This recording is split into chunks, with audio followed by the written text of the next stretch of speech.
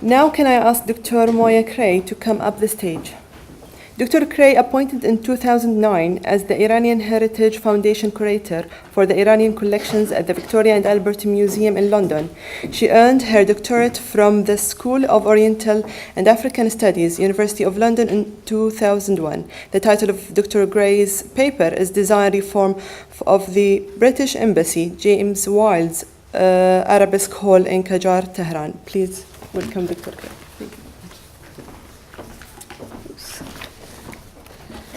Good morning. Can everybody hear me okay? Excellent. Okay. It's scarcely an overstatement to describe the British Embassy in Tehran as a long-standing locus of political interface. The relationship between Iran and Britain has indeed seen what is politely known as interesting times, and the embassy compound has served periodically to express moments of very complex friction. During such moments, the enclosed urban plot of land and its contents are transformed into a local microcosm, standing in for the nation-state so very far from Tehran. So the British Embassy is here, and just to give you some geopolitics, the Russian Embassy is here.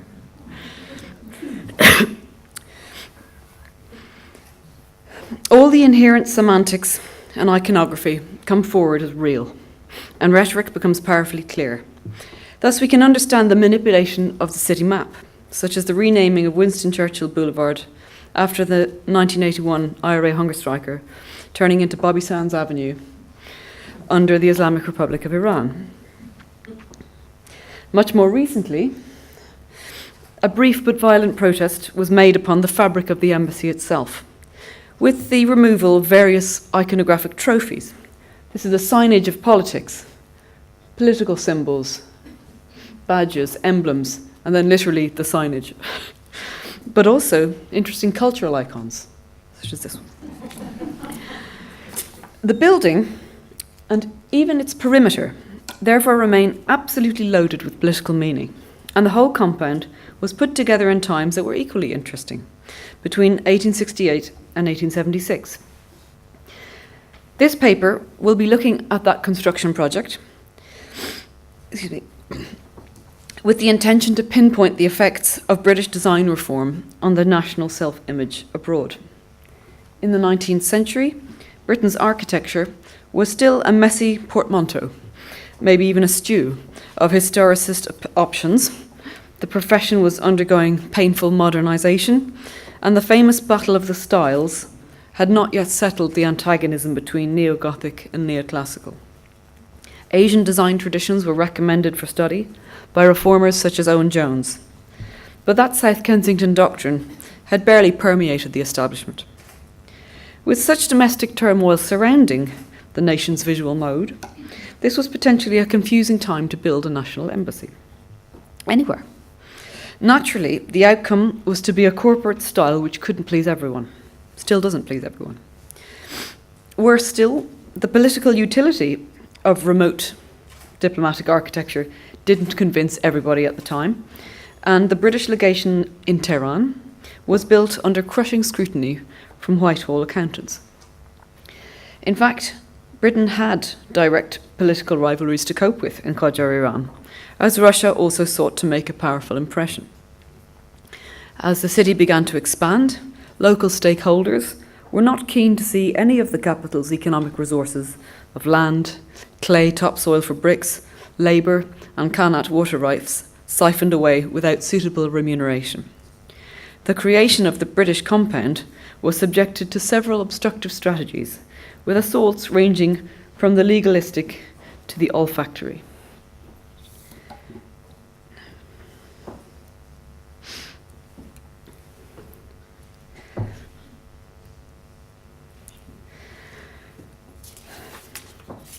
Diplomatic representation reduces geopolitics to a more manageable and negotiable relationship. In diplomatic engagement, details of tone and style matter because they speak for much greater systems, for good or ill. Significant international directions can be determined by these brief encounters. Each side considers its interests and mutual esteem is very much tested.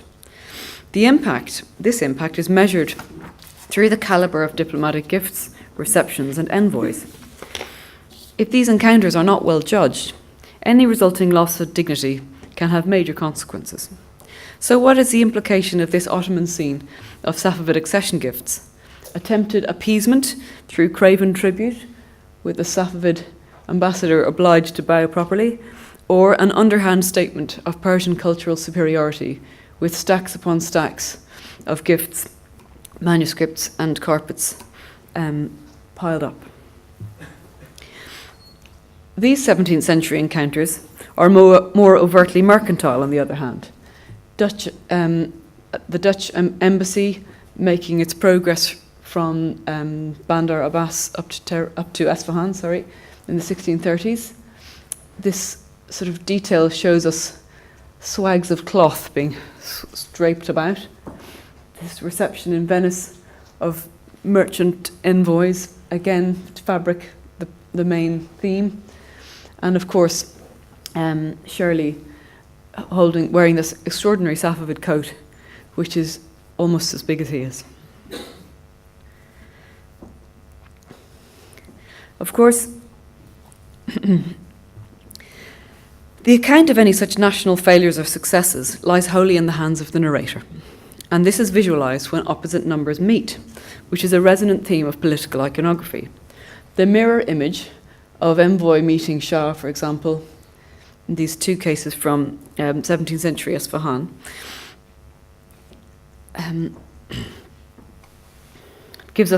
really denotes political theorisation. We have individuals, but also nations and economies and whole political systems put into direct comparison. And this is, of course, completely ripe for propaganda when opposite numbers are not matched. So the relatively slim, positively sort of weedy frame of the ambassadors opposite the much more burly Safavid Shah in each case is not a record of physical shape. It's a position taken by the Safavid artist and a propaganda moment. So the propaganda continues, and when the door frame surrounds Napoleon, anointed in enlightenment, while the Persian envoys and we as the spectators can only gaze in awe, we see that the theatre of the diplomatic encounter has been exploited for considerable time. The visiting ambassador is also an instrument of critique. The narrative model of the innocent foreign visitor examining and describing a national system is a familiar trope in 18th century fiction, including Montesquieu's Lettres Persanes of 1721, in which a fictional ambassador from Iran comes to live in Paris. Real-life visitors also entertained domestic society when they arrived, revealing much about the host country. Abul Hassan Shirazi, who came to London as the first Qajar envoy on two separate postings in the 1810s, enjoyed great social success but less political progress. He delivered this gold dish to the directors of the East India Company. I hope the sort of Photoshop adjustments make that legible. The gift of His Majesty Fateh Ali Shah, King of Persia, to the East India Company, presented to the Court of Directors, even I can't read it. So by His Majesty's Ambassador, His Excellency Mirza Abul Hassan Khan, Friday the 18th of June, 1819. The political symbolism of the lion and the sun, of course, has represented Iran officially and unofficially for many centuries, but is the core of this diplomatic gift. Abul Hassan's opposite number, John Malcolm, received similarly valuable gifts directly from Fateh Ali Shah, including the Order of the Lion and the Sun, though this particular medal was awarded to a different British diplomat, and setting the bar extravagantly high for domestic engagement and diplomatic engagement between Britain and Iran. Somewhat ironically, Abul Hassan Shirazi's image also circulated on dinner services in Britain and in several other modes of depiction, ranging from documentary, such as this quick sketch of his entourage arriving at St. James's Palace, a more sober portrait of a very conventionalised European character, and a caricature, such as this sketch, this cartoon of him horse riding in Hyde Park. Abul Hassan also found himself converted into a fictional character, lampooned in James Morier's Haji Baba of Isfahan of 1824. His popular image may later have influenced Story's group composition of Asia at Scott's Albert Memorial in 1863, although there's another theory about a different Persian envoy, Mirza Saleh, who could be portrayed here. But this monument is no satirical Regency picaresque. The political visuality is overt. The world's continents are merely exotic satellites, dwarfed by the Prince Consort's core of Western cultural achievement. It's a very Victorian monument, essentially, most particularly in the perhaps graceful fudge, if there is such a thing, of neo-Gothic polychromy with classical reliefs and group sculptures. By the 1860s, Britain's relationship with Iran was different, and Britain was different. True embassies, as opposed to consulates handling trade intelligence, were only in Paris, Istanbul, and Tehran as yet. This involved the establishment or purchase of a mission building, a permanent house for legation staff, headed by a minister, extraordinary or plenipotentiary. There was no ancient tradition of how a British legation should look, but with the Tehran mission there was a developing argument that it must be significantly different from the local architecture, but this was a live topic open for discussion. This was for national dignity, but at this period the actual visual character of British architectural identity was still in flux. The first mission building had been built to a design provided by Gore Ousley, Minister Plenipotentiary, in the early 19th century. Now, neither of these is the building he built. There's no decent record of the original building, but here is an example of the type of dabbling in architecture which the minister had already quite some experience. When he was the British resident at Lucknow, he ordered this hunting lodge, Delkusha, to be built on the model of a monument of English Baroque, which is Vanbragh's Seton Delaval Hall in Northumberland. The British assimilation of Palladio was pioneered by Inigo Jones, who's already come up this morning, in the early 17th century, and that had steered national architecture towards the neoclassical, absorbing Italianate forms. So Britain had already sort of digested another country's style through its own political and propagandist ideas. So the first mission building by the 1860s, both the building itself and its surrounding neighbourhood in southern Tehran were in rather poor condition. So a new site was sought out and the great process began. And the correspondence and logistics of producing the mission building occupy several volumes at Kew, in which sort of trace the sort of progress, the very slow progress of how to build and how to buy even a plot of land and to agree the location of that land, to orient the walls. All of that has a very long paper trail behind it to describe what happened. So the land was identified, as I said. The Russian embassy had started in 1866. In October of 1867, so hot on the heels, the Treasury sanctioned £32,000 to buy new land, sell off the old property, and get these new buildings, the new compound, started. And almost a decade of work proceeded.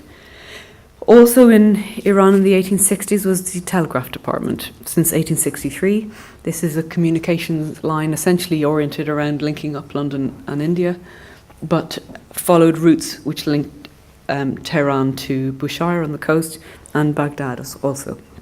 So the superintendents of the line were a team mostly seconded from the Royal Engineers, so essentially soldiers, well versed in logistics, were the people who were assigned to create, complete and implement this embassy building. And that began literally from the ground up, with felling trees, clearing space, and arguing with local landowners about where they could put things. So I mentioned that some of the objections that came from local power holders were legalese, which they were. There were serious sort of objections about the layout of one of the walls, which was argued because it was a foot out of place, which followed sort of major negotiations before it could be resolved. But the sort of levels to which things reached are illustrated by this note from 1870, sent to the ambassador, or the minister, I should say, by the Royal Engineer in charge of installing and organising things, who says, Sir, I have the honour to inform you that the tannery established some months ago in the old candle manufactory on the northeast corner, so up here, of the new mission site, is still in full operation. I think I don't need to tell you what the main ingredients are used in the tanning process, but they don't smell very good. Mr. Thomason, when chargé d'affaires, protested at the time against the vicinity of so great a nuisance, and I believe received assurances that it would be removed with the least possible delay. No steps whatsoever have been blah, blah, blah. So there was sort of almost every practical step an obstruction was offered. Most of this was essentially part of the typical fabric of how Tehran was organised, and it is clear that that Pearson, the main superintendent of the project, began to get increasingly paranoid about what this meant. He was certain that the mayor had an animus against him and his project, and sort of constantly complained to the minister. Bricks came from straight out of the surface of Tehran's soil. This was a completely normal local practice when bricks were needed, but Tehran was still quite a young city, and with the boom that began with rapid growth in the city and from the 1860s onwards, including a new perimeter wall and so on, there was more and more demand for digging up the soil of the city, and this included digging holes in the road and along main boulevards. This was a fairly standard practice. There were different types of brick, good and bad. The yellow brick was the best, the red brick was the cheapest. All of these were literally dug out of the surface of the soil and taken to kilns, and subject to a system of local taxation where the mayor was entitled to take a tithe of a third of it. Now, when Pearson learned that his bricks were being confiscated by the mayor, he immediately assumed it was part of the system of occult terrorism to which he was being subjected, and with which his workers were being tormented. In fact, it's probably nothing quite so exciting. Pearson sketched out the embassy as he would have liked to see it, but he knew that he wasn't an architect. He went instead to South Kensington to find a real architect and hired James William Wilde. Now, James Wilde was based in the architecture department of the museum, which was a rapidly growing institution, a government department, the Department of Science and Art, and responsible for sort of many things on a sort of in the creative industries, but also was a sort of central source for design historicism in many ways. Now, Wilde took up the commission, had produced a design for a British legation by summer of 1869, and the building itself was to include this bathhouse. You can see the domes. It includes, sorry, that's a little bit fuzzy, just sort of looking at his signature. But just to go back for a moment, it's clear that Wilde wasn't building in the neoclassical mode when he was creating this building. He had an interesting background initially as an architect of fairly standard Gothic architecture, but progressively, especially after years living in Cairo in the 1840s, was increasingly regarded as an authority and a pioneer of Middle Eastern architecture, and not the architecture of Iran at all, that of Cairo, which is a completely different style and mode, and that is reflected in some sort of curious elements of the building he produced. As I said, South Kensington, as a government department, had strong connections with the Royal Engineers, both on the staff and in the general sort of outlook. As sort of repeatedly became the case. This lineup of the staff is principally retired soldiers from that particular branch of the army. The South Kensington system involved almost the industrialization of organized creativity, which sounds like a complete contradiction in terms, but was a new idea which solidified a growing wish among British authorities to improve public taste, to improve design in Britain.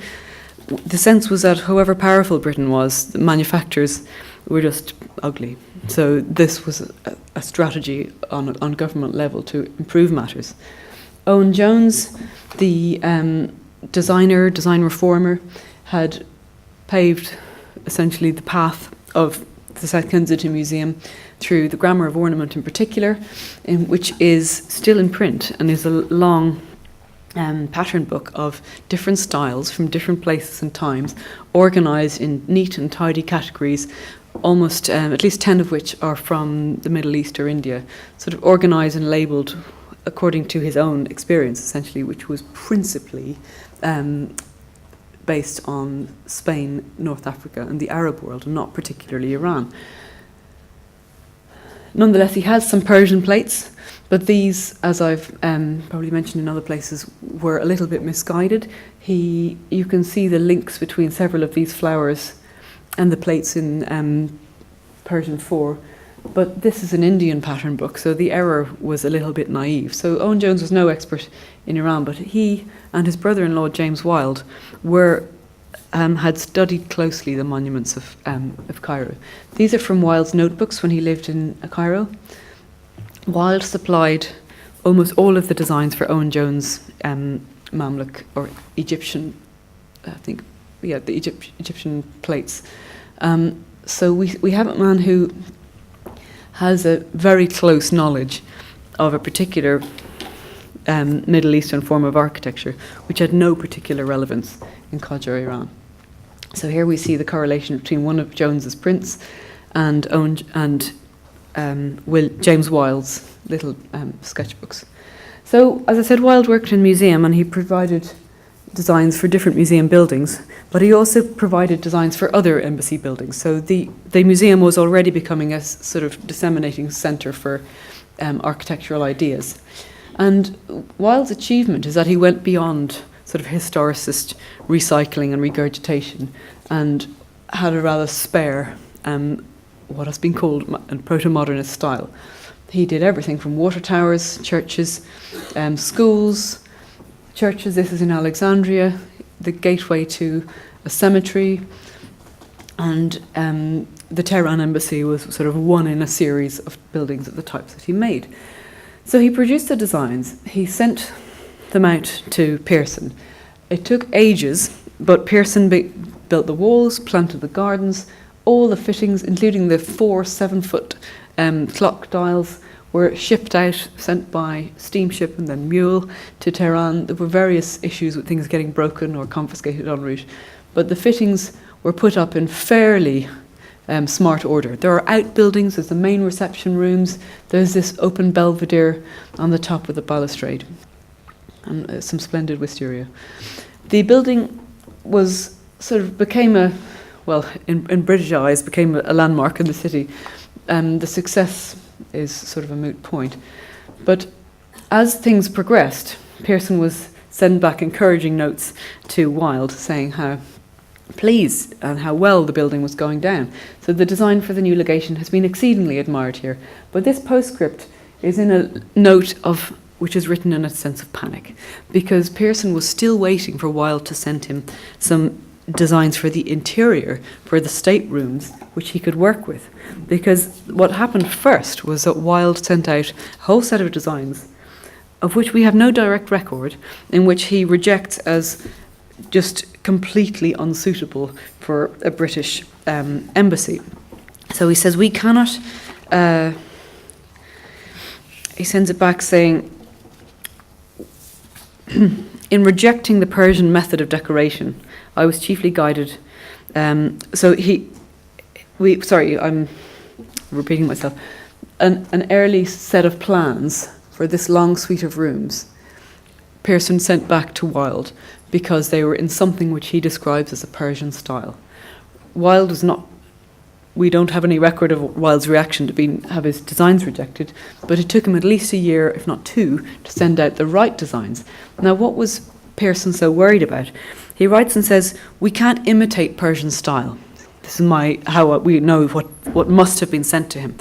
He says, "But in rejecting the Persian method of decoration, I was guided by the consideration that with the limited sum of money at my disposal, I couldn't attempt to rival the exquisite ornamentation of the rooms in any Persian palace, whereas the novelty of handsome rooms in the European style, hint, hint, would probably prove a success as a far less expense. The same consideration should, I think, hold good with regard to carpets. Persian carpets are exceedingly handsome, but well-chosen English carpets would be far less expensive and more effective. The climate of Persia is so hot and dry that European woodwork is soon warped and twisted."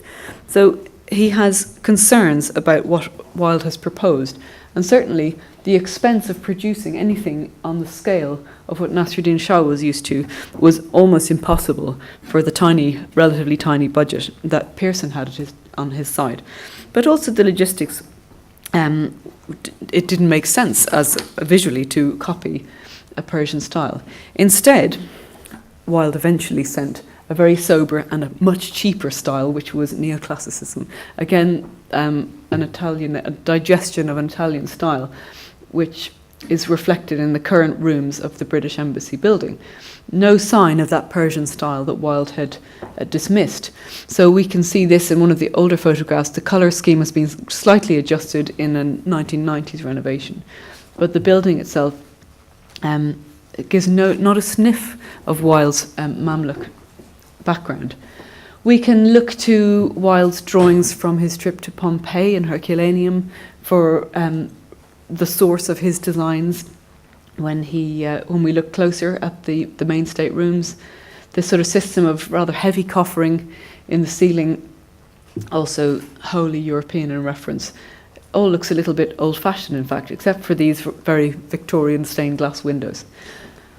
But as I said, there was a very long wait before Wilde sent these drawings, which were much more acceptable and more European in character. And during that time, Pearson finished everything else. He finished the gardens, he finished the walls, he finished the outbuildings, and there was nothing to do. So in the meantime, he seems to have made a style decision about what to do with the little room in between the two staterooms. There is a little hallway that leads into the garden out onto the terrace. And he writes back to the ambassador and says that he's made a decision, and this decision and he doesn't say that this is Wilde's designs, but he says, oh dear, "The vault of the central hall is now being decorated with Arabesque work from designs selected and adapted by myself, and the result is undoubtedly satisfactory." There's an extraordinary room in the middle of all the sort of sub-Pompeii designs, and that is this domed chamber with sort of heavy openwork stucco. Try and look past the lantern, but these sort of heavy but quite fantastic relief work with a little bit of Moya Carey reminding us that we really are in Tehran. Now, we know that Wilde's designs were dumped by Pearson for being Persian. We know that Pearson described the hallway as Arabesque, and we have no admission from Pearson as to where he got his designs. In fact, he claims that he got them from himself. But there's a fairly good argument that this system of interlacing strapwork relates much more closely to this example of Mamluk metalwork, of architectural design. And the source is not Cairo. I don't know if Pearson ever went to Cairo, but I think instead it's much more likely that we can look to Owen Jones and James Wilde as the intermediary, which brought a Mamluk design, which sort of leached it away from its architectural and proper context in Mamluk Egypt, and sort of via London, via South Kensington, repackaged it and sent it to Tehran. So the central plate of this design would suggest so.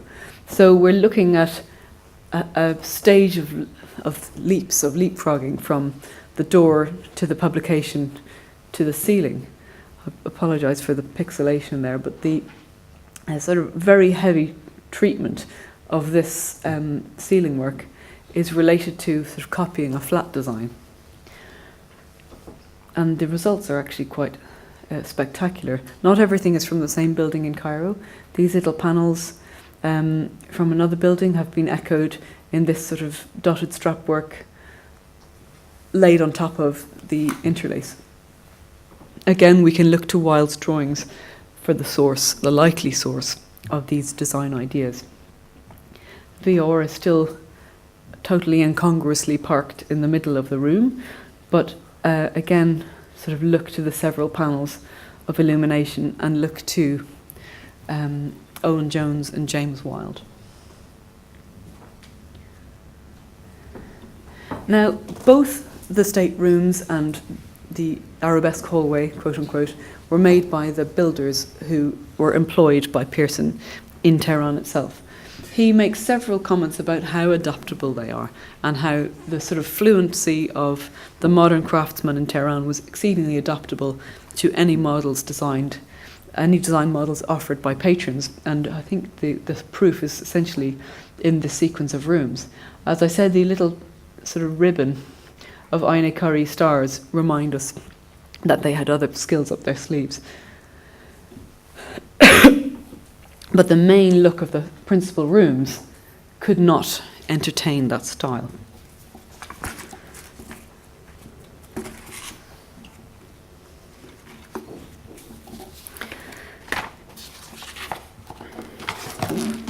My notes have collapsed now.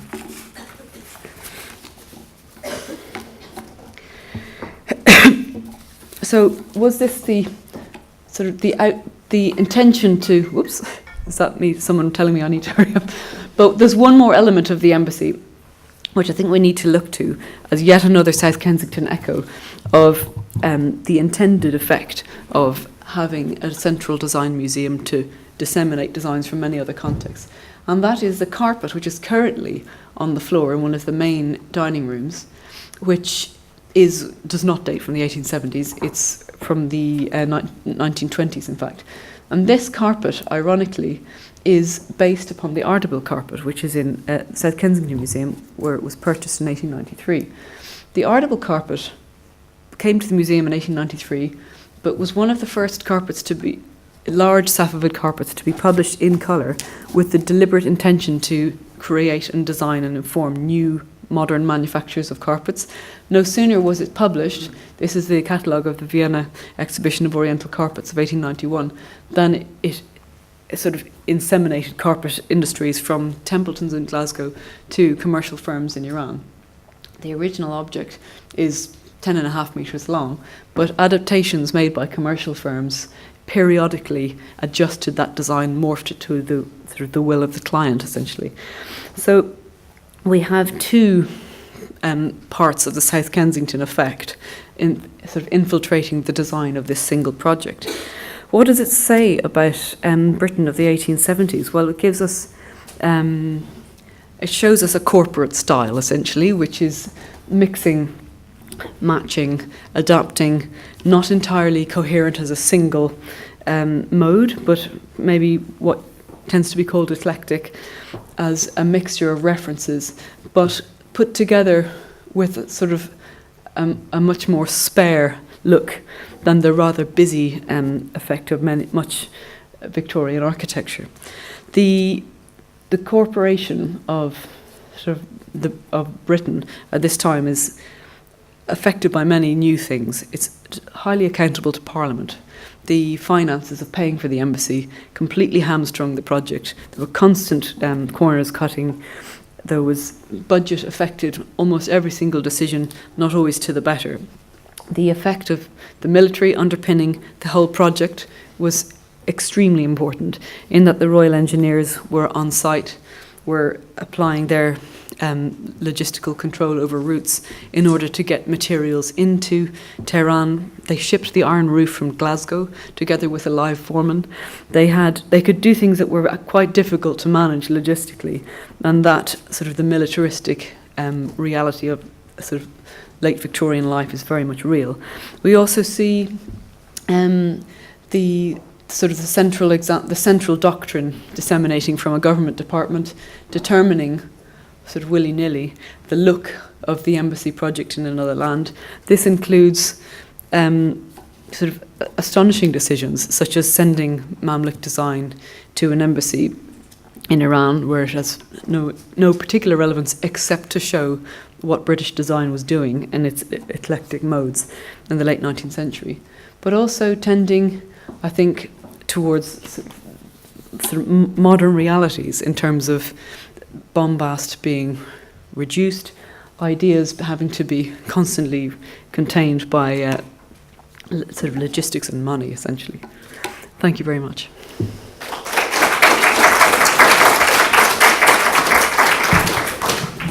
Thank you very much, Dr. Moya, for welcome. your interesting topic.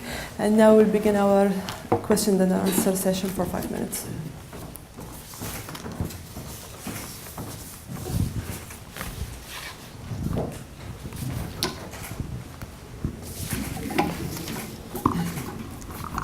Thank you.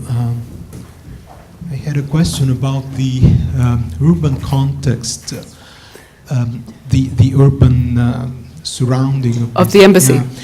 You showed the Russian neighbor, which is quite interesting. But I wonder if there is a way of considering phases and turning points in the construction of embassies in Tehran, like a rise in monumentality or changes in style from local to Western, because this is quite the case in Istanbul, the case that I'm familiar with. Yeah, I mean, So exactly. The embassy or the mission in Istanbul was rented for decades, rented property, but I think after a fire they finally had to build a new building in the late 19th century. So it was conditioned by some sort of local realities.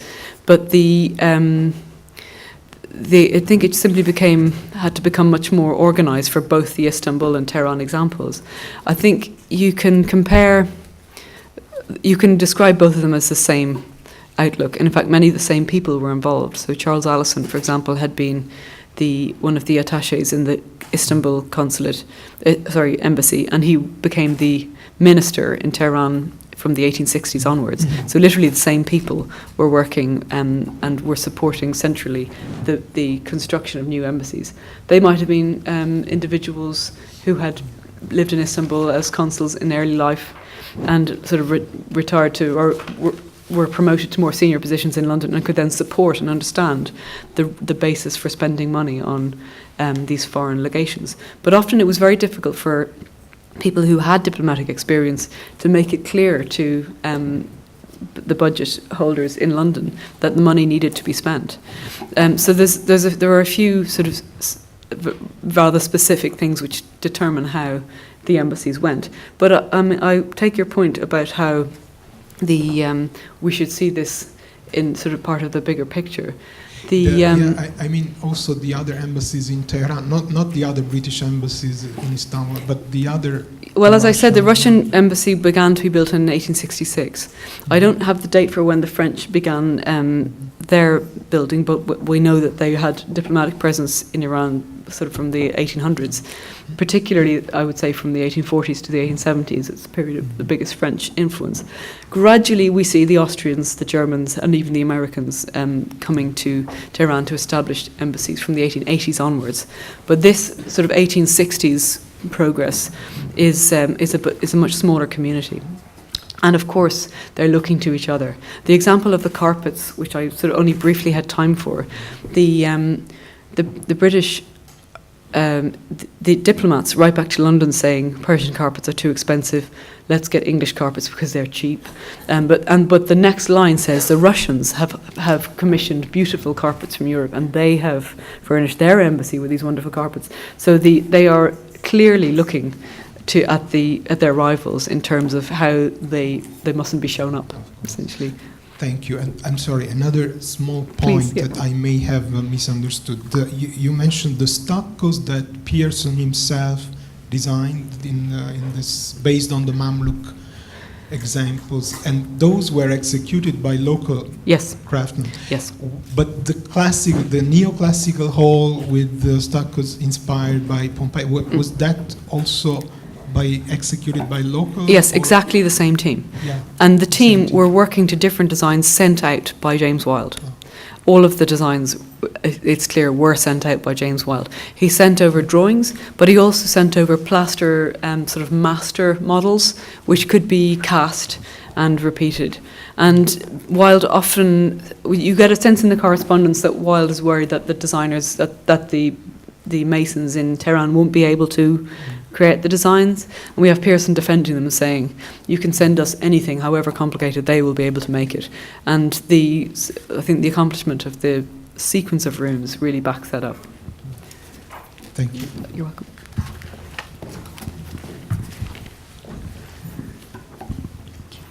Thank you, Moya. Oh, nice.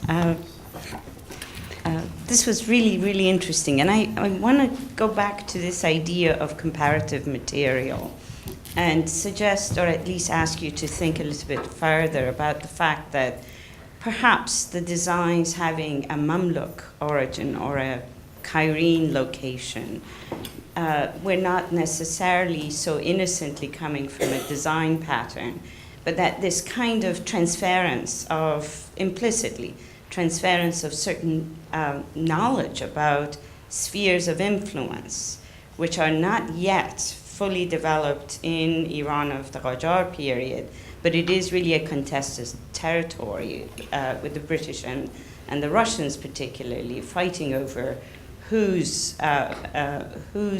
sphere of influence might be deeper and wider. Yeah. If, for instance, this could have been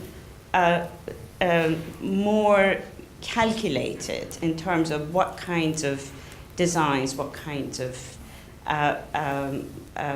locally recognizable, if you will, or Islamicate territories can be brought into this, that the Indian material is not used, perhaps does mean something. I'm just asking if you have some thoughts on that. Yeah, that's interesting because we know that Wilde, who knew Cairo very, very well, it seems that he chose to send this sequence for the Grand State Rooms, but we know that Pearson refused them, is the thing. And we have his correspondence turning them down as, you know, we can't have Persian decoration here. So does that mean that Pearson doesn't know the difference between 14th century Mamluk design, or is he just sort of quickly writing notes?